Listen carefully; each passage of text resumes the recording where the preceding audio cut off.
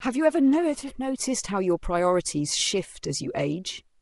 Things that once felt essential, like maintaining a large circle of friends, may no longer hold the same importance.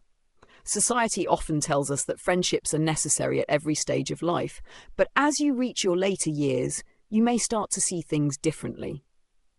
Let me be clear, this isn't about loneliness. It's about liberation. It's about stepping into a phase of life where you get to define happiness on your own terms. In this video, I'm going to share 6 compelling reasons why you might not need friends after 70, and how embracing your independence can actually lead to a richer, more fulfilling life. Stay until the end, because what I'm about to share might completely change the way you view aging, relationships, and what it truly means to be happy. Let's dive in. Reason number 1, you no longer need to prove yourself to anyone. One of the biggest reasons friendships lose importance after 70 is that you've already lived through the phase where social validation mattered. Think back to your younger years. How often did your friendships revolve around impressing others, fitting in, or maintaining appearances? It's natural to want to belong, to feel accepted, and to be admired. But as you age, those external validations lose their grip on you. Instead of worrying about how others perceive you, you start prioritizing your own happiness and inner peace. Harold spent most of his life climbing the corporate ladder. He was always surrounded by colleagues, acquaintances, and so-called friends. Networking events, business lunches, and weekend golf games filled his schedule. His identity was deeply tied to his professional success and the social circles that came with it. He prided himself on knowing the right people and being included in exclusive gatherings. But the moment he retired, those friendships faded. The phone calls stopped, invitations dwindled, and the people he once considered close barely stayed in touch. At first, Harold struggled to keep them alive, sending messages, arranging meetups, and trying to hold on to the relationships he thought mattered. He felt a deep sense of loss, as if a piece of himself had disappeared. Then, one evening, as he sat alone with a glass of wine, he had an epiphany. Why put effort into relationships that only existed out of convenience? He realized that many of his friendships had been based on shared circumstances rather than genuine connection. He had spent decades proving his worth through professional achievements, social status, and external validation. But now, none of that mattered. Instead of chasing empty connections, Harold decided to invest in himself. He rekindled his love for painting, something he had abandoned in his 30s.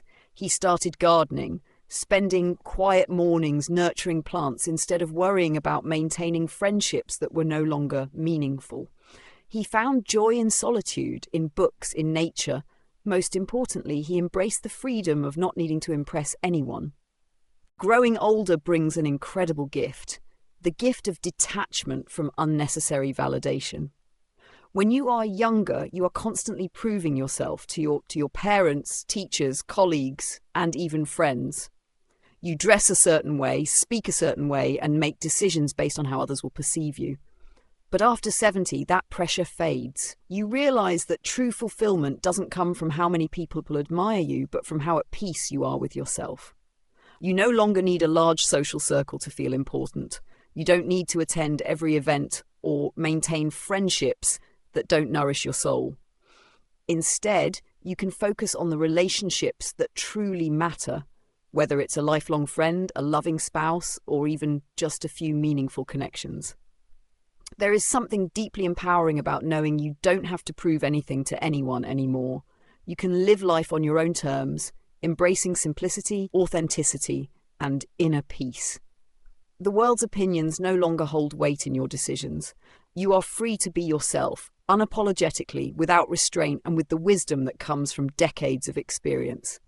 Harold's story serves as a reminder that after a lifetime of striving, competing, and proving, you owe yourself the gift of self-acceptance.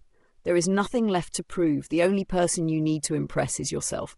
So, ask yourself, are you holding on to friendships that no longer serve you out of obligation?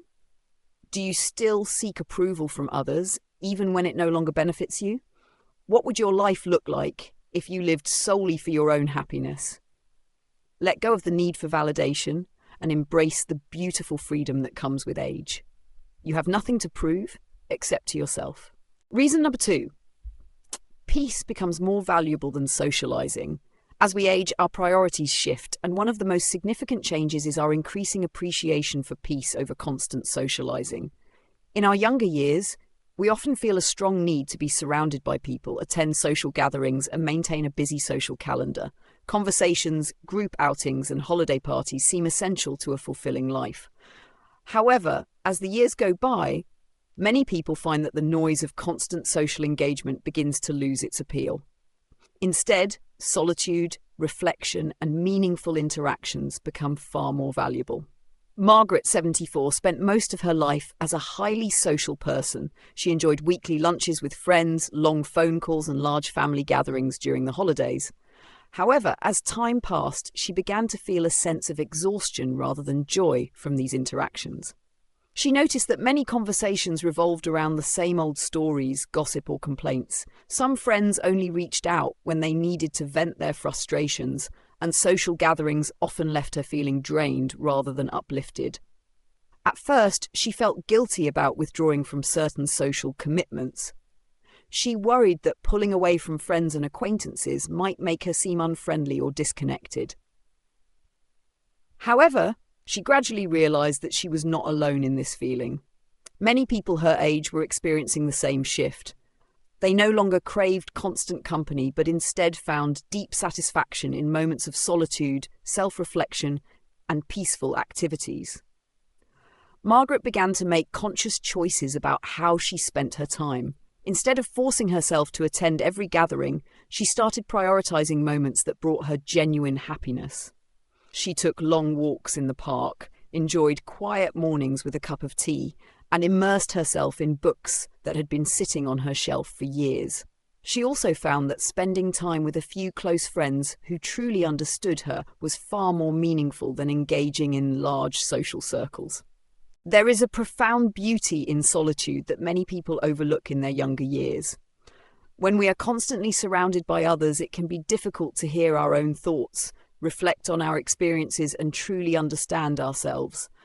Solitude often offers an opportunity to reconnect with our inner world, embrace mindfulness, and find joy in the simplicity of life. For many older adults, this shift is not about loneliness, but about choosing quality over quantity. Instead of engaging in superficial small talk, they seek meaningful conversations. Instead of attending noisy social events, they prefer peaceful hobbies such as gardening, reading, or painting. This newfound appreciation for peace does not mean cutting off social ties completely. Rather, it means being intentional about the company we keep. Surrounding ourselves with positive, supportive, and like-minded individuals allows us to enjoy companionship without feeling drained. It also means learning to say no to interactions that feel forced or unfulfilling.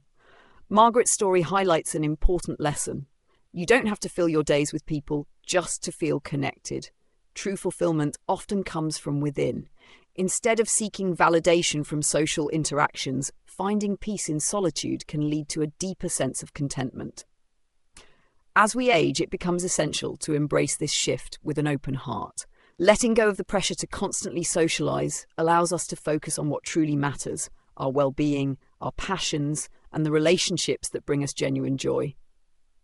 In the end, peace is not about isolation, but about creating a life that aligns with our inner needs and values. By choosing peace over unnecessary social obligations, we give ourselves the gift of a calmer, more intentional life, one filled with moments of true connection, whether with ourselves or with those who genuinely matter. Reason number 3, fewer friendships mean fewer disappointments. One of the hardest lessons in life is realizing that not everyone you consider a friend is truly there for you. As you age, you learn that friendships often come with expectations. And when those expectations aren't met, disappointment follows. For many, this realization can be painful, but it also brings a sense of clarity and freedom.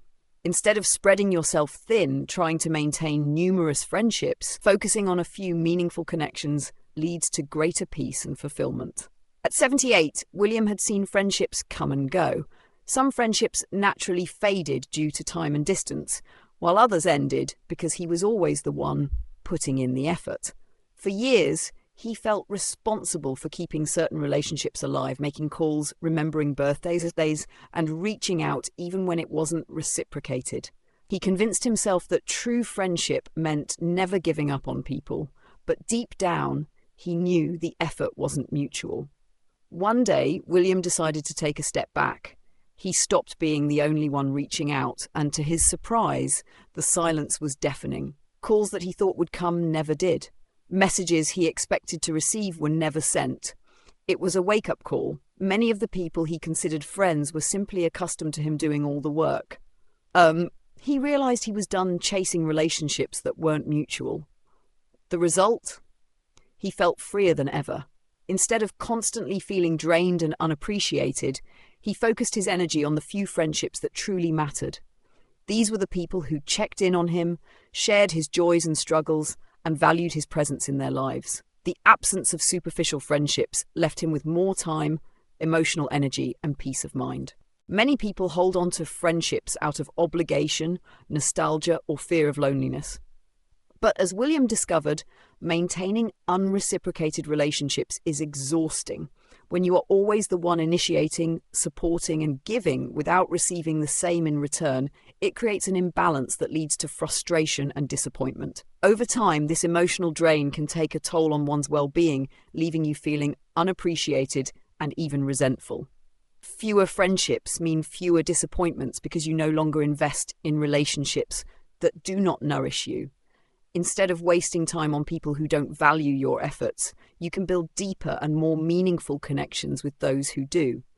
This doesn't mean cutting off everyone at the first sign of neglect, but rather being mindful of who truly contributes to your happiness and well-being. The idea that the more the merrier becomes less appealing.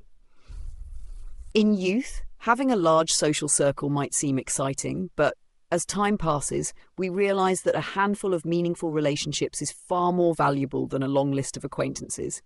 Having just one or two close friends who genuinely care about you is far better than being surrounded by people who only show up when it's convenient. True friendships are based on mutual respect, trust, and effort. These relationships bring joy, support, and a sense of belonging.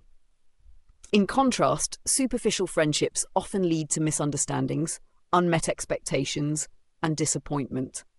By prioritizing quality over quantity, you allow yourself to cultivate relationships that bring true happiness and fulfillment. Choosing to have fewer friendships does not mean becoming isolated or unfriendly. It simply means being intentional about who you let into your life. It's about setting boundaries, recognizing your own worth, and surrounding yourself with people who enrich your life rather than drain it. This mindset shift leads to greater emotional stability, less stress, and a deeper appreciation for the relationships that truly matter. For William, this realization came later in life, but it brought him immense peace. He no longer worried about maintaining relationships out of obligation.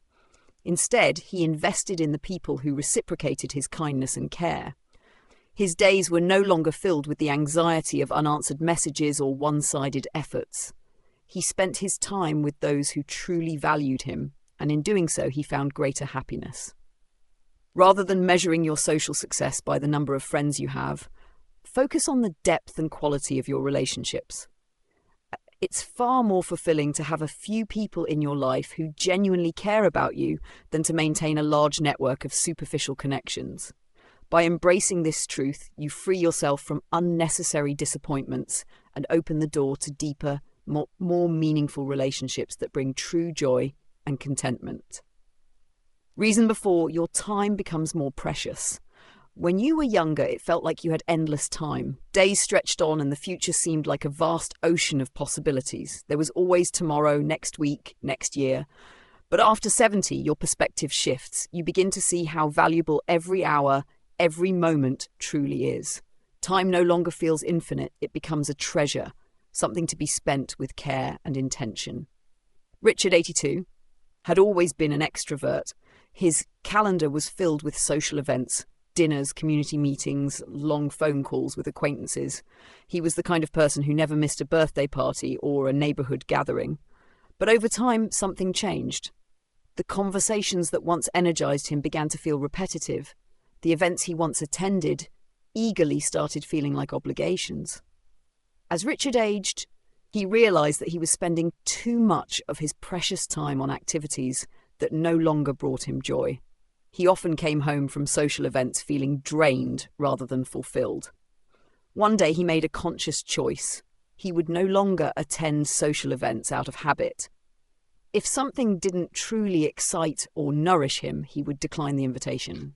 Instead of forcing himself to keep up with obligations, he started dedicating his time to things he genuinely enjoyed, reading books he had always wanted to explore, taking long walks in nature, learning about history, and spending quality time with his grandchildren.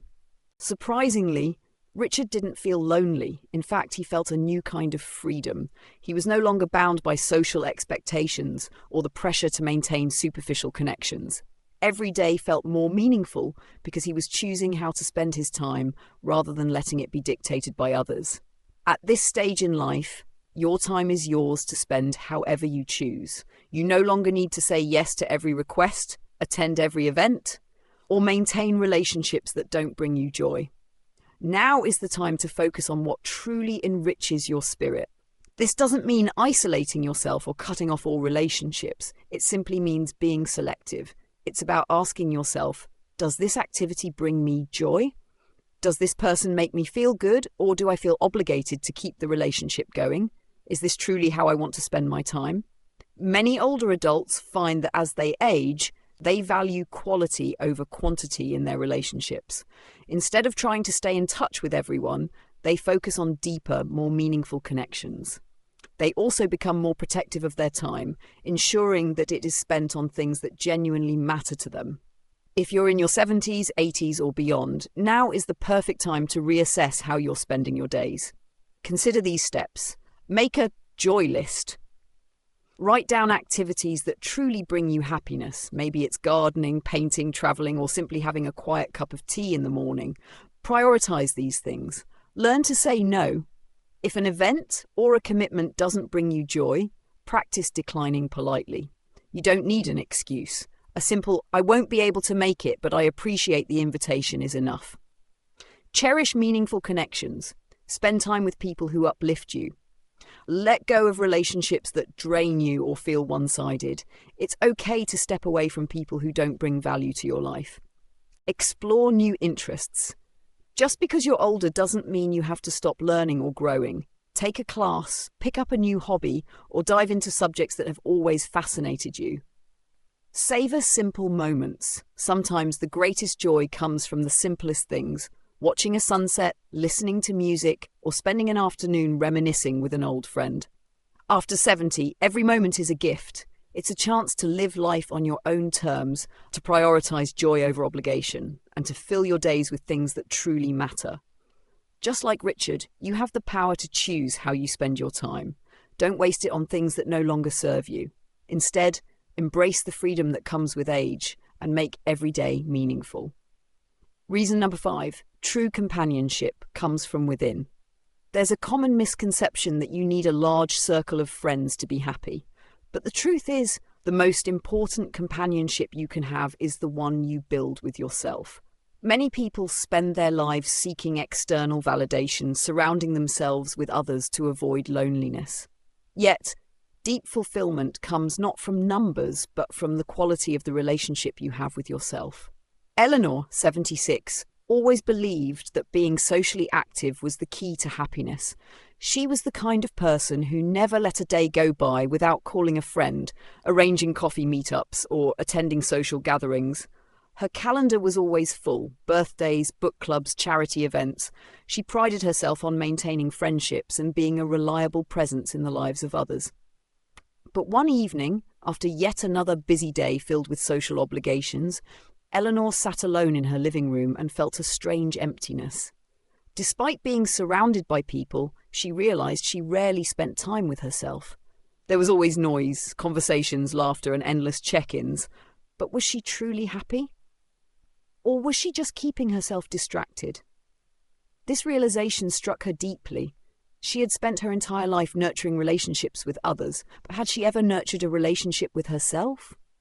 Determined to find an answer, Eleanor decided to take a step back. She began setting aside time for solitude, not as a means of withdrawing from the world, but as a way to reconnect with herself. At first, it was difficult. She was so accustomed to external engagement that the silence felt unnatural. But slowly, she learned to embrace the quiet. She started taking long walks in the morning, feeling the crisp air on her face, listening to the birds, and simply being present with her thoughts. She read books without rushing to discuss them with others. She sat in her garden, watching the way the sunlight danced through the leaves, something she had never noticed before. She started journaling, pouring her thoughts onto paper and uncovering parts of herself she had long ignored. With each passing day, Eleanor discovered something profound. She actually enjoyed her own company. She no longer needed constant external stimulation to feel whole. She felt lighter, freer, and more content than she had in years. As Eleanor deepened her self-connection, she noticed an interesting shift in her social interactions. She no longer felt the need to maintain relationships out of obligation or fear of loneliness. Instead, she engaged with others from a place of genuine enjoyment, not dependency. Her conversations became more meaningful, and her presence more grounded. She also realized that some friendships had been draining rather than uplifting. In the past, she had felt responsible for keeping these connections alive, even when they left her feeling exhausted. But now she saw them differently. She allowed some relationships to naturally fade, making room for deeper, more authentic connections. Surprisingly, the more she embraced solitude, the less alone she felt. She found companionship in herself, in nature, in the quiet moments of life, and that companionship was unwavering. It was always there, steady and true. The best company you will ever have is yourself. When you truly embrace that, you realize you were never truly alone. Many people fear solitude, mistaking it for loneliness, but the two are not the same. Loneliness is a feeling of absence, while solitude is a state of presence with oneself. When you cultivate a deep relationship with yourself, you stop seeking validation from others. You find peace within, and from that place of wholeness, you can form richer, more meaningful relationships with others, not out of need, but out of genuine connection. Eleanor's journey is a reminder that true companionship isn't about the number of people around you. It's about the quality of the relationship you have with yourself. When you learn to enjoy your own company, you carry a sense of home within you, no matter where you are or who you're with. Reason number 6, letting go opens the door to a more fulfilling life. One of the most powerful things you can do after 70 is let go. Let go of social obligations. Let go of the pressure to maintain friendships that no longer serve you, and let go of the belief that being alone means being lonely. For many people, aging comes with a shift in priorities, yet there is often a lingering pressure to continue old patterns simply because they are familiar. However, true fulfillment comes when you release what no longer brings you joy and embrace what truly matters. James, 77, was always a social person. He believed that staying socially active was the key to aging well, so he made an effort to keep up with old friends, attend gatherings, and stay involved in the community. But over time, he noticed something. He wasn't enjoying it as much as he used to. He often felt drained after social events, spending time with people who no longer shared his values or interests. At first, James resisted the idea of pulling away. He feared that he let go of certain friendships, he would end up alone. However, as he reflected on his life, he realized that true companionship should bring joy, not exhaustion. Slowly, he started making changes, saying no to social obligations that felt like a chore, distancing himself from friendships that felt one-sided, and prioritizing his own well-being over social expectations. The result? A newfound sense of freedom. Instead of forcing interactions, James started investing his time in activities that genuinely made him happy: reading, gardening, and traveling. He also discovered new friendships that aligned with his current interests and stage in life. He felt lighter, happier, and more in tune with himself. James's story is not unique. Many older adults feel an obligation to maintain certain friendships or social circles simply because they have existed for years. But just because something has been a part of your life for a long time doesn't mean it must stay forever. Letting go can be an act of self-care, letting go of social pressure. Society often tells us that staying socially active is essential for happiness, but quality matters more than quantity. If social interactions feel more like a burden than a joy, it's okay to step back. True fulfillment comes from meaningful connections, not just being around people for the sake of it. Letting go of guilt. Many people hold on to relationships out of guilt. They worry that distancing themselves from old friends or declining social invitations makes them selfish. But prioritizing your happiness is not selfish, it's necessary. Releasing guilt allows you to focus on what truly nourishes your soul, letting go of the fear of being alone. There's a difference between solitude and loneliness. Solitude is a choice that allows for self-reflection, creativity, and peace. Loneliness, on the other hand, is the result of feeling disconnected from yourself and others. By embracing alone time, you can build a deeper relationship with yourself, which in turn helps you attract the right people into your life. When you let go of what no longer serves you, you make space for what truly matters.